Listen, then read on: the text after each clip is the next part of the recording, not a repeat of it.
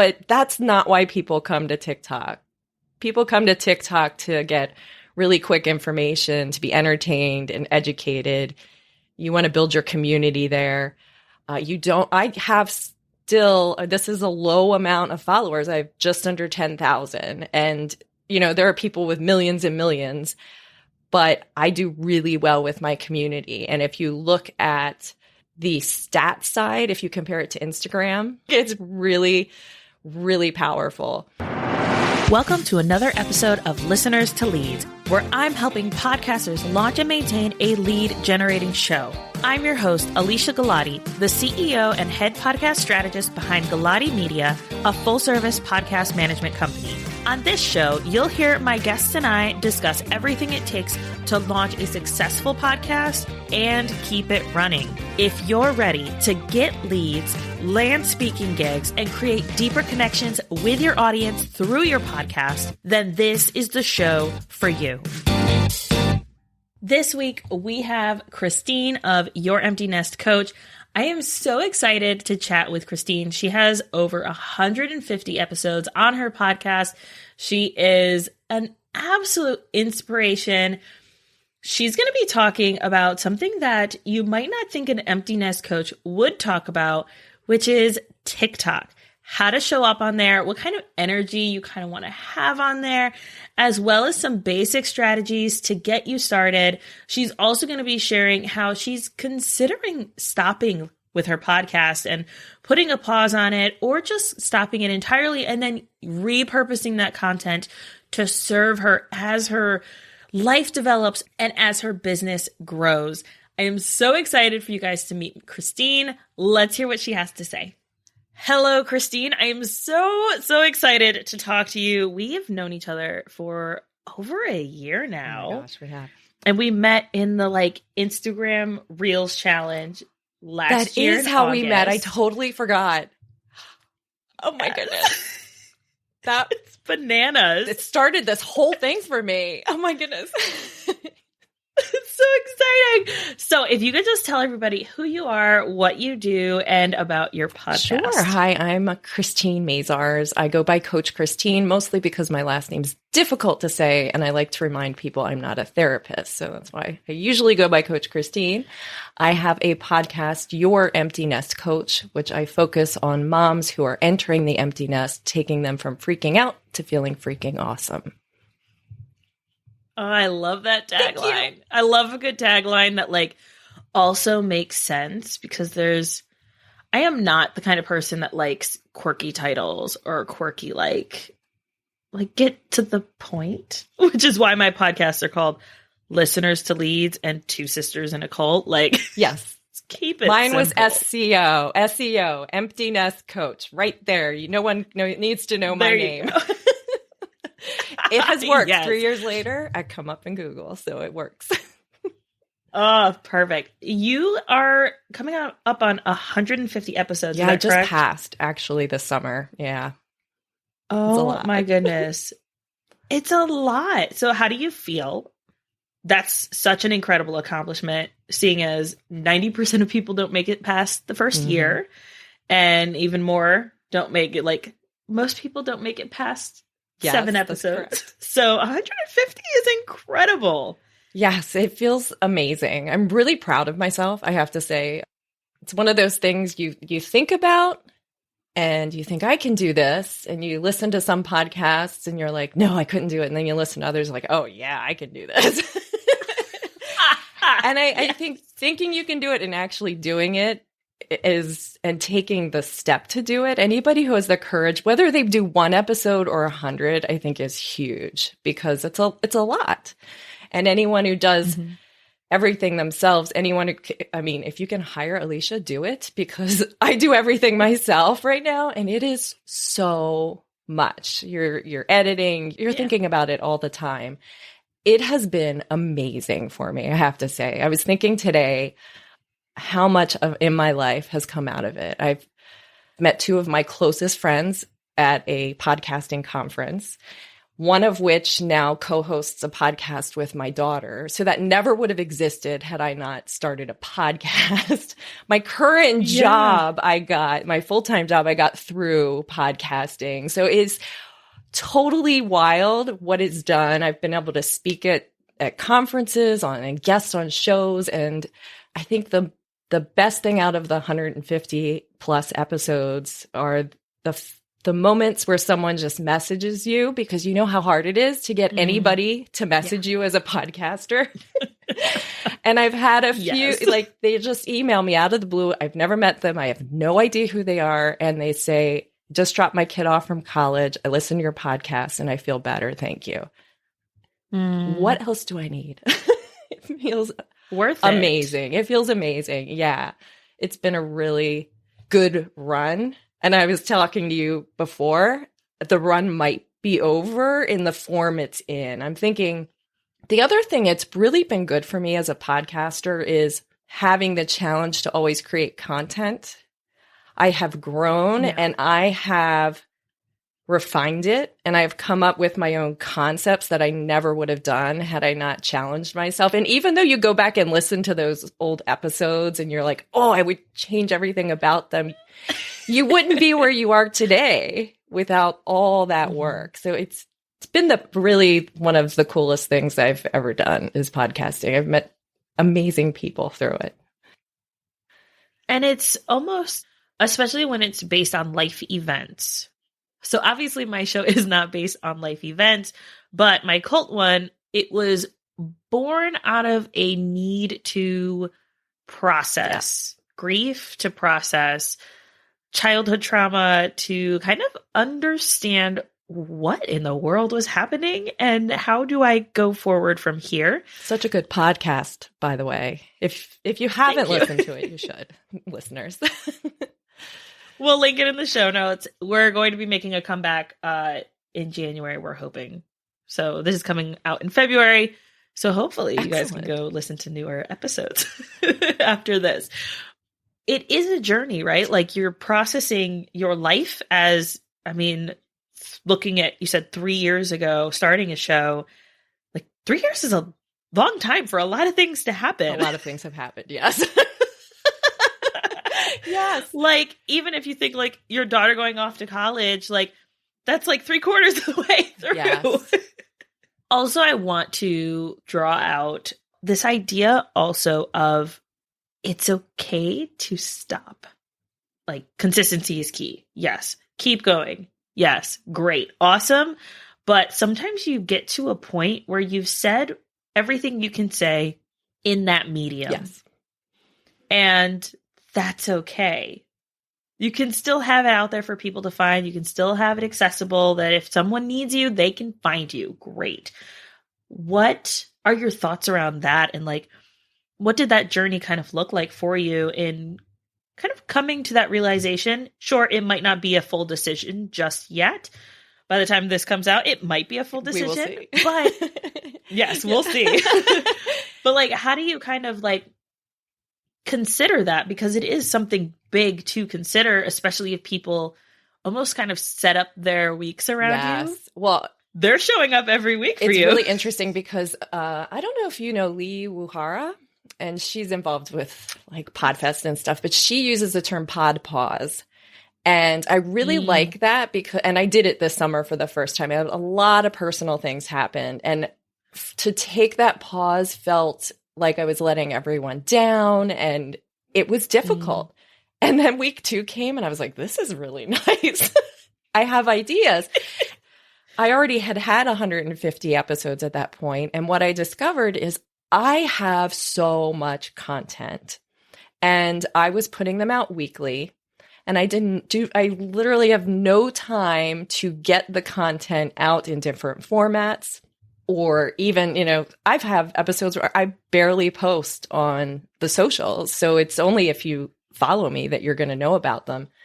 And I found that I actually had more downloads this summer without releasing stuff, because I would go back and look at the old content and create TikToks or Instagram things around my prior content. And I've started to sort my content into, I have a little series, but I want to kind of go back to them. And I have a book idea that came out of the podcast content. So I have all of this work that I plan to use for years to come. And it's kind of done. And I think giving myself permission to do that in a space where, you know, I might pop up with another episode because all this stuff's happening and I want to tell you, but also I'm online. You can find me. I'm a coach. And I think I've said everything I need to say for you to know if you'd want to work with me or not. And that was really my whole goal for the podcast. And I think that's really important. For me, I this past 6 months, I've been playing with the idea of kind of stopping. And it's starting to feel okay. And I really, I'm like, this is why I did it. So that people would know who I am. You're going to love me or you're going to hate me. I giggle too much for some people. I use way too much analogies for someone else, but at least you know that before you work with me. And I love that about podcasting. I don't know, I'm sure you've heard this. People are like, Christine, you're in my ear today. I did something and I thought of something you said. And I was like, that's kind of weird, but it's cool. I like to call it the celebrity effect. And it's legit. Wild. It happens because it's so much different too than video content or blogs or any of those other mediums that we can share content. Because when you're reading a blog, you're in the moment, right? You're looking at your phone, you're reading it. When you're watching a video, you're looking at your phone or you're looking at your computer, you're watching it. But with audio, you're going about your normal daily tasks. You're driving to and from work. You're walking your dog. You become their friend. Yes. People start to like recognize you as part of their life. Yes. And their everyday stuff. I mean, I talk about the only time that I actually get to listen to podcasts that I'm not working on for clients is in the shower. So like these podcasts about witchcraft are like literally in my ear while I'm scrubbing myself. Like that is just it. So like that's it. You're part of my life. Sorry, not sorry. Totally. It's cool. Really cool. Yes. You've mentioned ways that people can repurpose their content. I mean, like TikTok, you're talking to empty nesters. I am flabbergasted by this. When you, over the summer, were like, became the TikTok queen, I was like, what in the world is I don't know happening? about that, like, but I like it. To me, you are, because I am not on TikTok at all. I tried like 2 videos and was like, nope, I'm done. I will stay on Instagram Reels. I like Instagram Reels. That's where I like to hang out personally. I'll go to Book Talk sometimes, but that's literally all I will go on TikTok for. But TikTok for an empty nest coach. Okay, how in the world did that happen? It's fast. Well, it started with the Reels challenge. So I had tried TikTok before that, before Instagram had Reels, probably early in the year. I can't believe it's only been like a year Reels has been out. It's wild. When I first started TikTok, my daughter was like, no, Mom. You can't do this. And she was at college and I have the text to prove it. And I understand where she's coming from because if you look at the stats, TikTok skews really young. And, you know, without fail, you're going to be called boomer if you're over 23 and they're going to say things. And yeah, video too. If you look at my original TikTok videos, oh my goodness, they're so bad. But it's just like podcasting. You do your first one and you move on. So I did a few and I was like, I think I'm going to stop. Then Reels came out. So Reels was this lovely place to try everything you can do in TikTok, but it felt way safer because there's a lot more middle-aged women. People are a little nicer in our age group, my age group. You're younger, I believe. So like it just is, it gave me the courage to create things. So what happened was I just thought at one point, let me go toss a couple Reels over there and see what happens.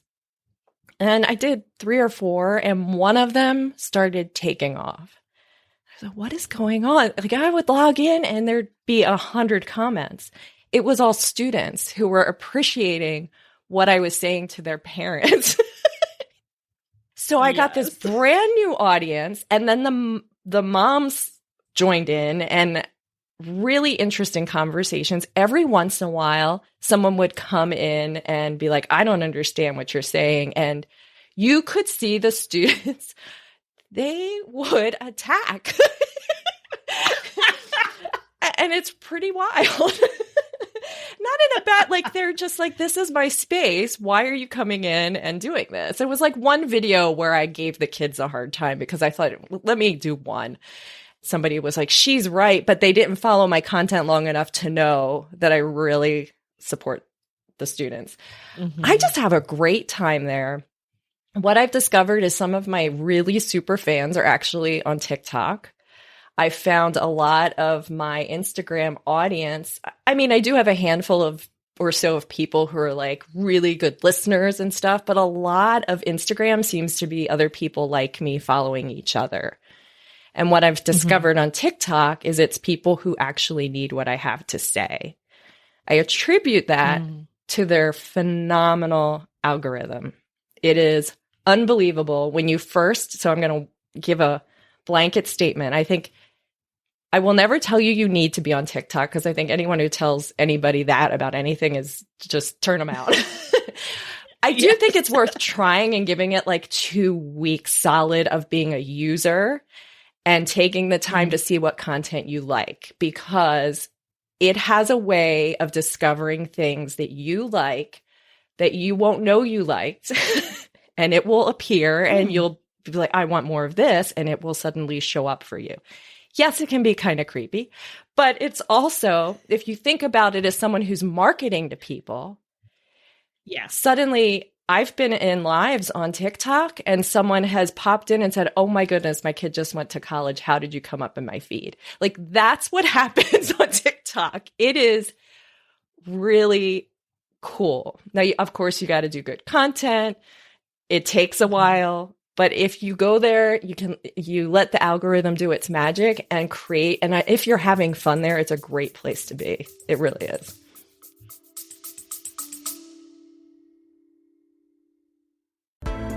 You put your heart and your soul into your show. And I want to help you reach all of those potential listeners out there. That's why I'm excited to announce my upcoming podcast marketing workshop. It's about giving you practical tools to grow your audience. You'll learn the secrets to getting your podcast discovered, attracting your dream listeners, and boosting those download numbers. This workshop will be hosted live with a replay available on April 30th.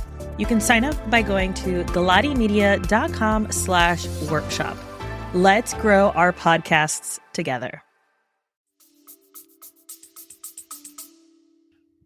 I love what you said about like having fun, because it's like Alex said last week on the podcast, he doesn't like Instagram and his team was telling him he needed to do reels. And he was like, I don't want to. My people are on LinkedIn. That's where I want to hang out. That's where I want to be. I want to show up on podcasts, show up on LinkedIn. And I think, yes, it's important to know where your people are and to at least have a profile there, but also go where it feels good. Go where you're having fun. And that energy translates so much, especially on video. Yes, it's so important.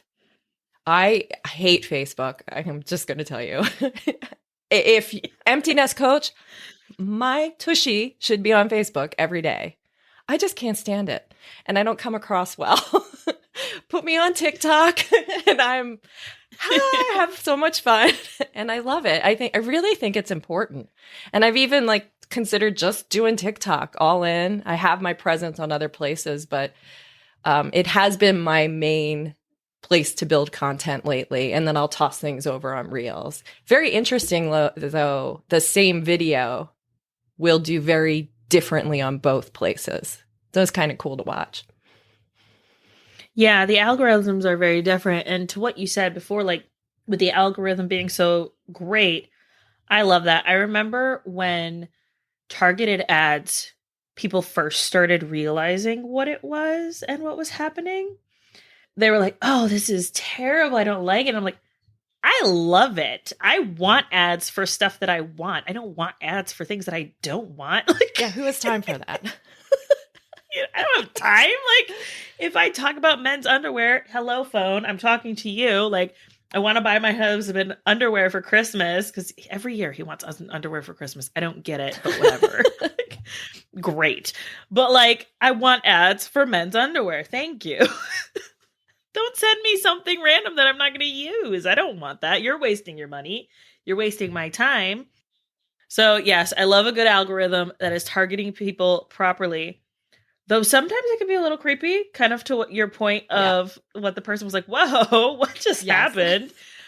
I was talking to Jess, who's on my team, and we were on the phone talking about Netflix and how she had finished a show or a movie and I hadn't finished it.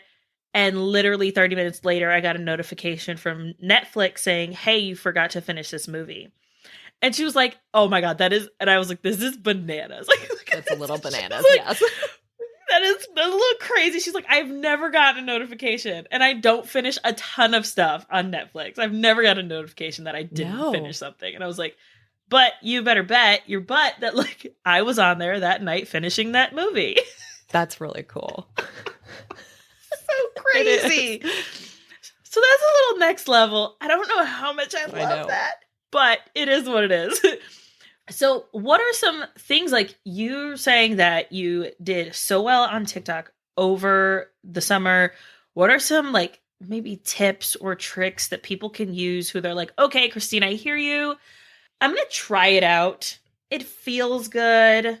And I'm going to give it 2 weeks. What kind of content should they be producing that's going to generate listens or downloads for their podcast, but also is going to, allow them to show up as an expert, right? Because that's something that you've been able to do on there is like, I am the empty nest coach. Like, this is my title. This is who I am.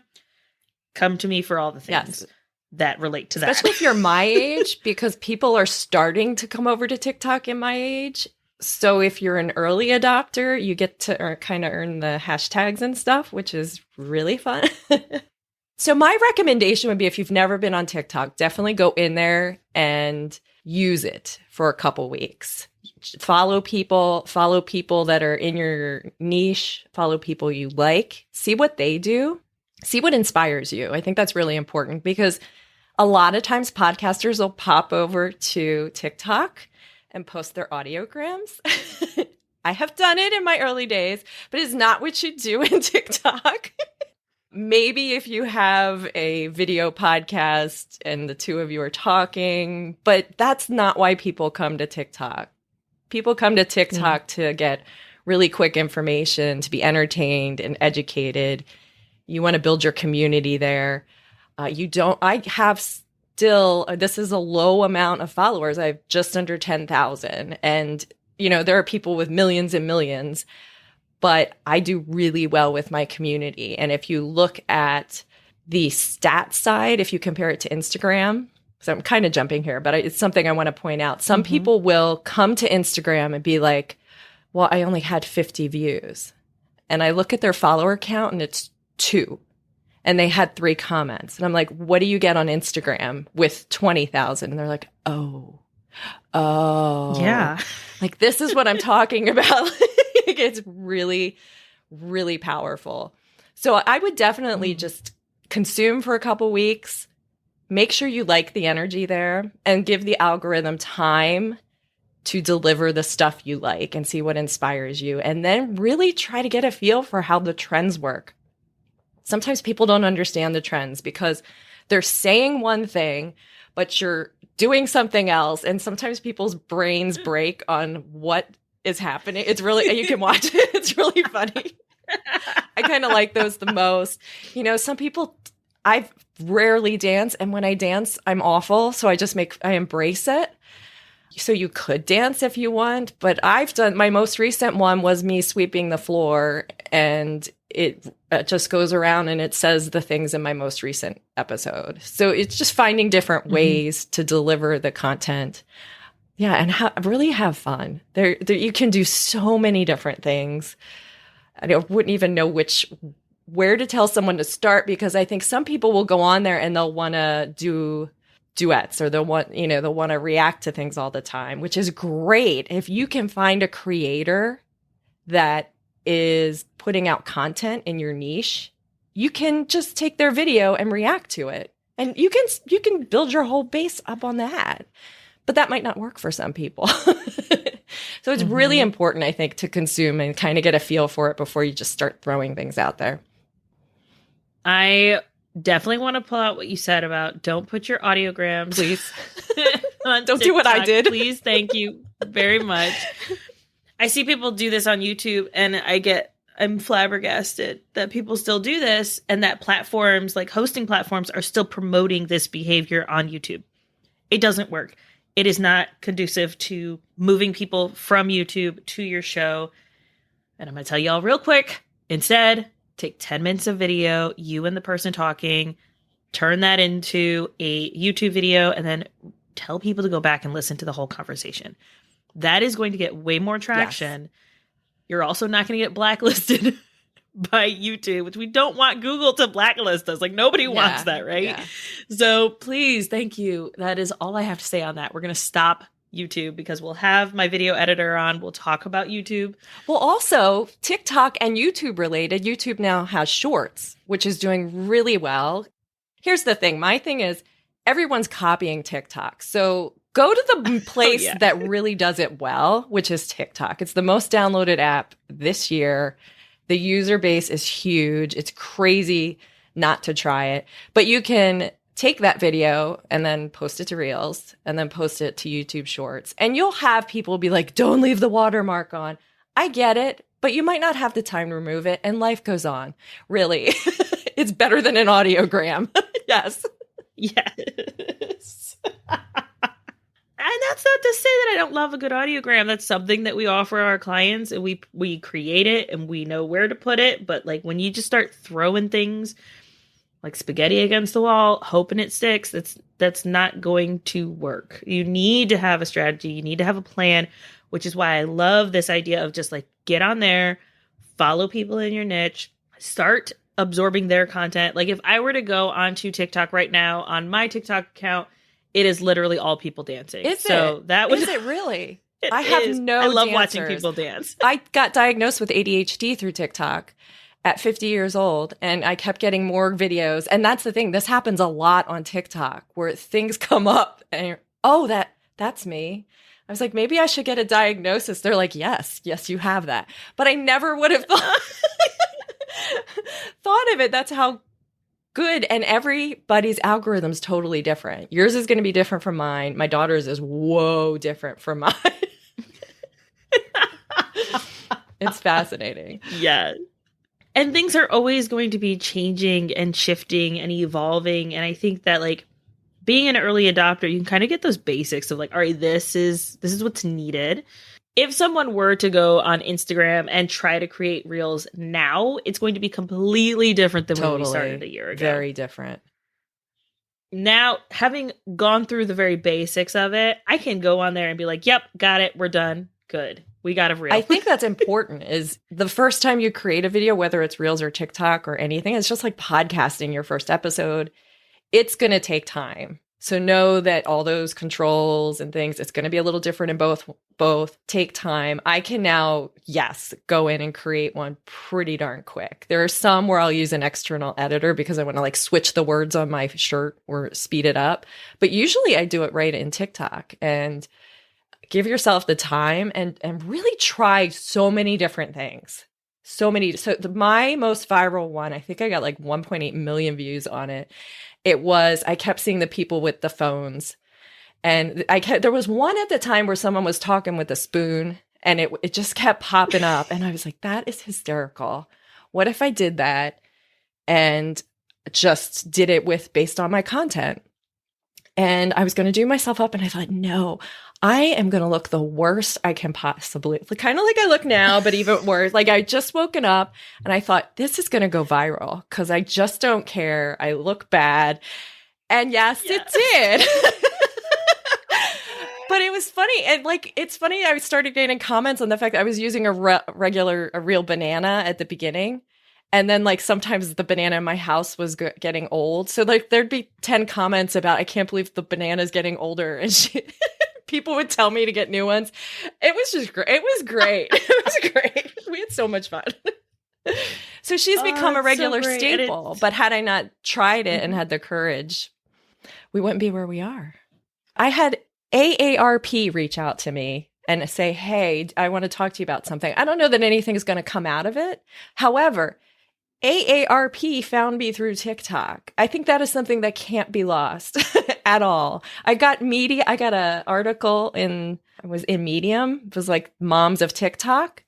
They just found me on TikTok. So I used to go out and harrow, am I saying that right? And apply to things. Yes. Like these are just coming to me because I'm on TikTok. That's incredible. Yes. I mean, that's visibility, right? Like also going back to the energy levels and like how you're applying yourself and the energy you're bringing to it and the energy you feel around it too. People are drawn to that. They see that, especially brands who are like, oh, you're talking to our target audience. Lovely. Let's connect. Let's keep going here. I mean, there's like literally nothing different that you can do there. Like you've got your podcast, you're creating content that way. And then you're like, okay, look, this isn't really serving me right now. I need to put a pause on it. Great. Love that.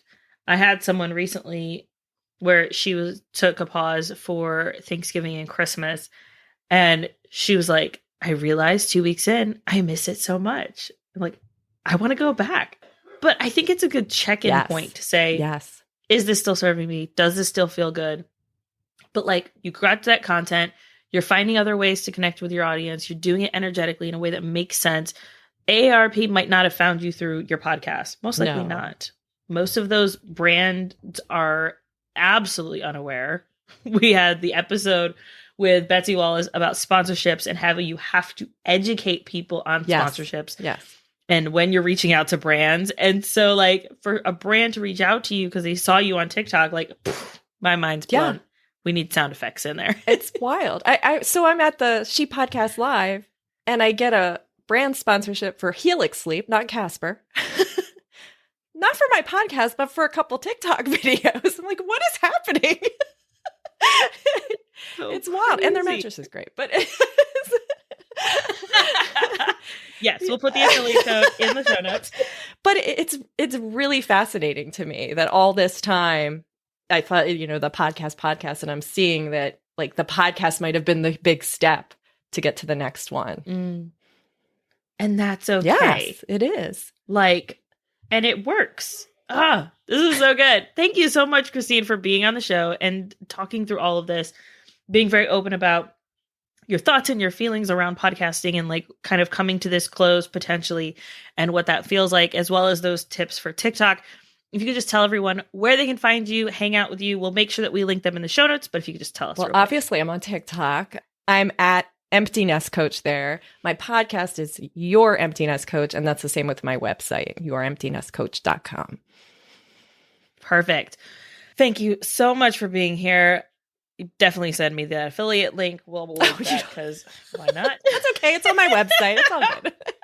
There you go. Go there, check out mattresses. I recently bought a mattress, and it has been such a game Seriously? changer for a new sleep. Mattress is... Why do we not do this more? Well, I know why, but yes. This has been great. Thank you so much. Yes, absolutely.